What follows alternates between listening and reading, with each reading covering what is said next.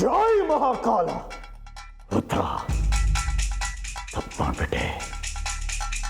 ಆ ನಾಗಿನಿ ನಿಮ್ಮನೆ ತನಕ ಬಂದರು, ಅವಳನ್ನ ಹಾಗೆ ಬಿಟ್ಟು ಕಳಿಸಿದ್ಯಲ್ಲ. ಛೇ, ಅವಳನ್ನು ಹುಡುಕೋದಕ್ಕೆ ನಾವೆಷ್ಟು ಕಷ್ಟಪಟ್ಟಿದ್ದೀವಿ. ಕೈಗೆ ಬಂದಿದ್ದನ್ನ ಬಾಯಿಗೆ ಬರ್ತಿರೋ ಹಾಗೆ ಮಾಡ್ಬಿಟ್ಟಿಯಲ್ಲ. ಆ ನಾಗಿಣಿ ಬಂದಿದ್ದು ನನಗೆ ಗೊತ್ತಾಗಲಿಲ್ಲ ಬಾಬಾ. ಗೊತ್ತಾಗಿದ್ದಿದ್ರೆ ಅವಳನ್ನ ಅಲ್ಲೇ ಜೀವಂತ ಸಮಾಧಿ ಮಾಡಿಬಿಡ್ತಿದ್ದೆ ಬಾಬಾ. ಅದು ಅಲ್ಲದೆ ಅವಳನ್ನ ನಾನು ಎಲ್ಲೆಲ್ಲಿ ಹುಡುಕಾಡಿದ್ದೀನಿ ಗೊತ್ತಾ ಬಾಬಾ? ನಾವು ಹುಡುಕ್ದೇ ಇರೋ ಜಾಗ ಇಲ್ಲ, ಹುಡುಕ್ದೇ ಇರೋ ಹಳ್ಳಿ ಇಲ್ಲ. ಆದರೂ ಅವಳು ನಮ್ಮ ಕಣ್ ತಪ್ಪಿಸಿ ಬಂದು ಹೋಗಿದ್ದಾಳೆ ಆ ಹಾವು. ಅದೇ ಅವಳಿಗಿರೋ ಶಕ್ತಿ ರುದ್ರ. ಅವಳು ಇಚ್ಛಾಧಾರಿಣಿ, ಯಾವ ರೂಪದಲ್ಲಿ ಬೇಕಾದರೂ ಬರ್ತಾಳೆ. ಅದೇ ಈಗ ಬಹಳ ಕಷ್ಟ ಆಗಿರೋದು. ಯಾಕೆಂದ್ರೆ ಅವಳು ಯಾವ ರೂಪದಲ್ಲಿ ಬರ್ತಾಳೋ ಸಂಪೂರ್ಣವಾಗಿ ಅವರ ಹಾಗೆ ನಡ್ಕೊಳ್ತಾಳೆ. ಅದೇ ಅವಳ ಶಕ್ತಿ. ಹಾಗಾಗಿ ಅವಳು ನಮ್ಮ ಕಣ್ಣ ತಪ್ಪಿಸಿ ಓಡಾಡ್ತಾನೆ ಇದ್ದಾಳೆ. ನಿಜ ಬಾಬಾ, ಅವಳು ಕ್ಷಣಕ್ಕೊಂದೊಂದು ರೂಪ ಬದಲಾಯಿಸ್ತಾ ಇರೋದ್ರಿಂದಲೇ ನಮ್ಮ ಕೈಗೆ ಸಿಗದೆ ನಮ್ಮ ಸುತ್ತಮುತ್ತನೇ ಓಡಾಡ್ತಾ ಇದ್ರು. ನಮಗೆ ಕಂಡು ಹಿಡಿಯೋಕ್ಕಾಗ್ತಾ ಇಲ್ಲ. ನಿನ್ನ ಸ್ನೇಹಿತರಿಗೆಲ್ಲ ಆ ನಾಗಿಣಿಯಿಂದ ತಪ್ಪಿಸ್ಕೊಳ್ಳೋದಕ್ಕೆ ಮಂತ್ರಿಸಿ ತಾಯ್ತನ ಕೊಟ್ಟಿದ್ದಲ್ಲ. ಹಾಗಿದ್ರು ಅವಳು ಅದು ಹೇಗೆ ನಿನ್ನ ಸ್ನೇಹಿತನ ಸಂಹಾರ ಮಾಡಿದ್ರು? ಆ ನಾಗಿಣಿ ರಾಜು ಬಳಿ ನನ್ನ ರೂಪದಲ್ಲಿ ಹೋಗಿ ಅವನು ಮನವೊಲಿಸಿ ಅವನ ಕತ್ತಲ್ಲಿರೋ ತಾಯ್ತನ ತೆಗೆಯೋಗಿ ಮಾಡಿದಾಳೆ ಬಾಬಾ. ಹಾಗೆ ಮಾಡಿದ್ಲ ಅವಳು. ಅಂದರೆ ಅವಳಿಗೆ ನಿನ್ನ ಮನೆ ಎಲ್ಲಿದೆ ಅಂತ ಗೊತ್ತಾಗಿದೆ ರುದ್ರ. ಅದೇ ಗೊತ್ತಾಯ್ತು. ಅದೇ ಹೇಗೆ ಅವಳು ನಿಮ್ಮ ಮನೆಗೆ ಬರೋದಕ್ಕೆ ಪ್ರಯತ್ನ ಮಾಡಿದ್ಳು. ಅದೇ ಹೇಗೆ ಅವಳು ನಿಮ್ಮ ಮನೆನ ಕಂಡಿಡಿದ್ಲು.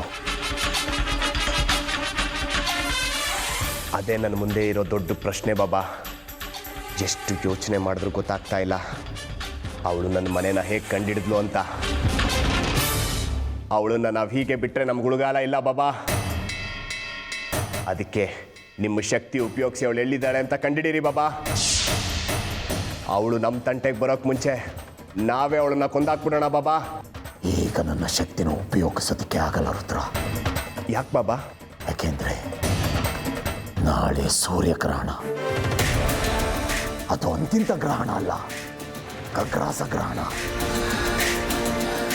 ಈ ಗ್ರಹಣದ 2 ದಿನ ಹಿಂದೆ ಮುಂದೆ ನಾನು ನನ್ನ ಶಕ್ತಿನ ಉಪಯೋಗಿಸಾಗಿಲ್ಲ.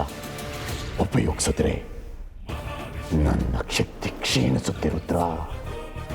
ಆಗ ಆ ನಾಗಿಣಿ ನನಗಿನ್ನ ಹೆಚ್ಚು ಬಲಶಾಲಿ ಆಗ್ತಾಳೆ. ಹಾಗಂತ ನೀವೀಗ ಸುಮ್ಮನಿದ್ರೆ ಅವಳಿಗೆ ನನ್ನ ಮನೆ ನೋಡ್ಕೊಂಡು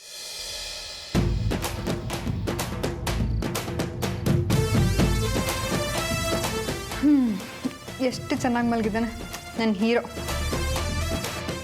ಗಂಟೆ ಹೇಳಾದರೂ ಇನ್ನೂ ಎದ್ದಿಲ್ಲ, ಸೋಂಬೇರಿ ತಂದು. Coffee.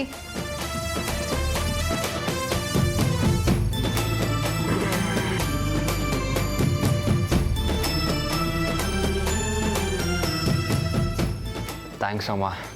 Good morning. Good morning ನನ್ನ ಬಂಗಾರ. ನಿದ್ದೆ ಆಯ್ತಾ ನನ್ನ ಕಂದ? ಏಯ್, ನೀನಾ? ನೀನು ಯಾಕೆ ಕಾಫಿ ತಂದೆ? ಅಮ್ಮ ಇರಲಿಲ್ವಾ?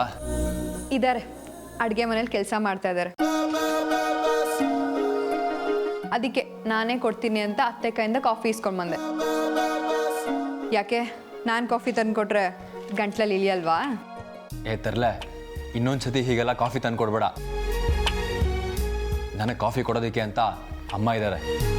Hello mister Partha, cool down. ಏನೋ ಪಾರ್ಥನ? ಅರ್ಜುನನ್ಗೆ ಇನ್ನೊಂದು ಹೆಸರು ಪಾರ್ಥ ತಾನೆ. ನೋಡು, ಇನ್ಮೇಲಿಂದ ನಿನಗೆ ಕಾಫಿ ತಿಂಡಿ ಎಲ್ಲ ತಂದ್ಕೊಡೋದು ನಾನೇ. ಮದುವೆ ಆದ್ಮೇಲೆ ಹೇಗಿದ್ರು ನಾನೇ ಮಾಡಬೇಕಲ್ಲ. ಅದಕ್ಕೆ ಇವಾಗಿಂದಾನೇ ಪ್ರಾಕ್ಟೀಸ್ ಮಾಡ್ಕೋತಾ ಇದ್ದೀನಿ. ಸುಮ್ಮನೆ ಕಾಫಿ ಕುಡಿದು ಸ್ಟ್ರಾಂಗ್ ಆಗಿದೆಯಾ ಲೈಟ್ ಆಗಿದೆಯಾ ಅಂತ ಹೇಳು. ಲೂಸು, ಸುಮ್ಮನೆ ಒಟ ಅಂತ ಇರಬೇಡ. ಕಾಫಿ ಎಲ್ಲ ಕರೆಕ್ಟ್ ಆಗಿದೆ, ಮೊದಲು ಇಲ್ಲಿಂದ ತೊಲಗು. ಅಯ್ಯೋ ಹೋಗ್ತೀನಿ ಇರು. ಅದಕ್ಕೆ ಯಾಕೆ ಒಳ್ಳೆ ಸಿಡುಕ್ ಮುದಿ ಸಿದ್ದಪ್ಪನ ಥರ ಸಿಡುಕ್ತೀಯ ನನ್ನ ಚಿನ್ನ.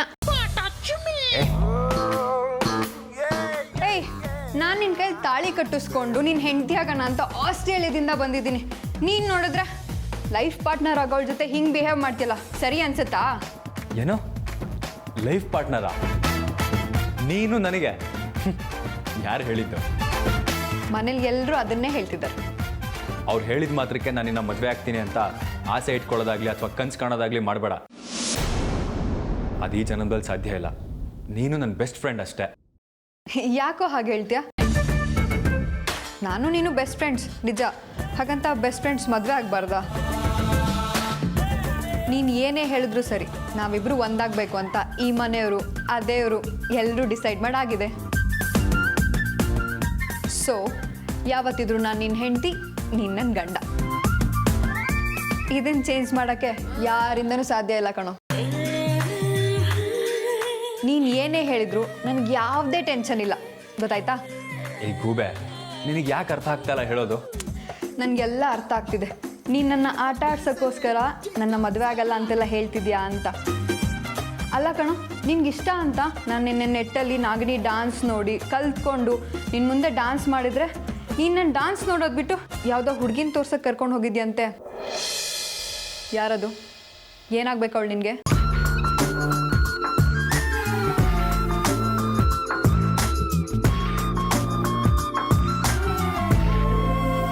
ಅವರು ನನಗೆ ತುಂಬ ತುಂಬ ಬೇಕಾದವರು. ನನಗಿಂತನಾ? ಹಾಂ, ನಿನಗಿಂತ ಹೆಚ್ಚು ಬೇಕಾದವರು. ಒಂದು ರೀತಿಲಿ ನನ್ನ ಪ್ರಾಣ ಅಂತ ಹೇಳಿದ್ರೆ ತಪ್ಪಿಲ್ಲ. She is my everything. ನನಗೆಲ್ಲ ಗೊತ್ತು ಕಣೋ, ನಿನಗೆಲ್ಲ ನಾನೇ ಅಂತ. ಸುಮ್ಮನೆ ನನ್ನ ರೇಗಿಸೋದಕ್ಕೆ ಈ ಥರ ಸುಳ್ಳು ಹೇಳ್ತಿದ್ಯಾ? ಇನ್ನು ಎಷ್ಟು ದಿನ ಅಂತ ನಾನು ಹೀಗೆ ಸತಾಯಿಸ್ತೀಯಾ? ನಮ್ಮ ಮದುವೆ ಆದಮೇಲೆ ನಿನ್ನ ಹೇಗೆ ಗೋಳಿಕೋತೀನಿ ಅಂತ ನೋಡ್ತಾ ಇರು. ತೂ ಬಂಗಾರ.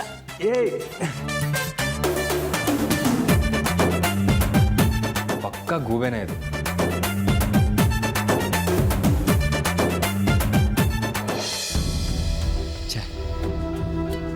ನನ್ನ ಬರ್ತಡೇ ದಿನ ಹೀಗಾಗುತ್ತೆ ಅಂತ ಅಂದ್ಕೊಂಡಿರಲಿಲ್ಲ. ನನ್ನ ಬರ್ತಡೇ ದಿನ ಇಂಥ ಘಟನೆ ನಡೀತಂದರೆ ನಂಬೋಕ್ಕಾಗ್ತಾ ಇಲ್ಲ.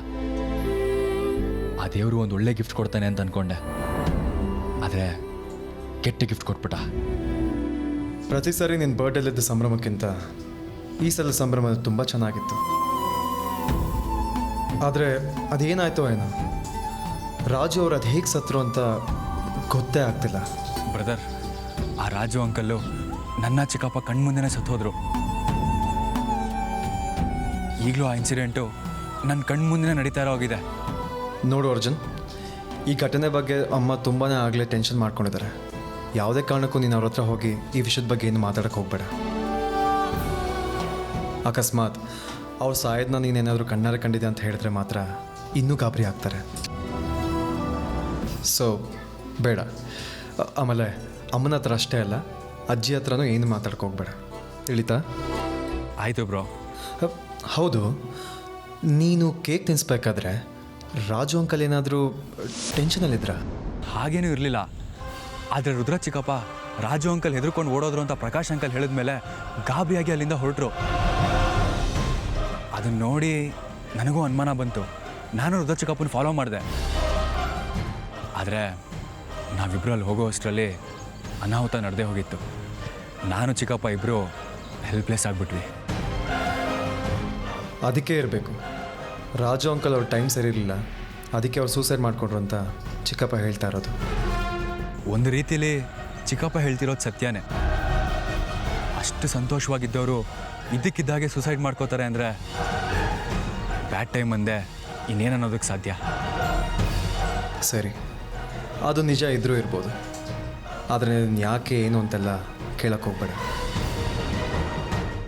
ಅವಳನ್ನು ಸಮರ್ಥವಾಗಿ ಎದುರಿಸಿ ಹೋರಾಡಿ ಗೆಲ್ಲೋ ಶಕ್ತಿ ನಿನ್ನಲ್ಲಿ ಮಾತ್ರ ಇರೋದು.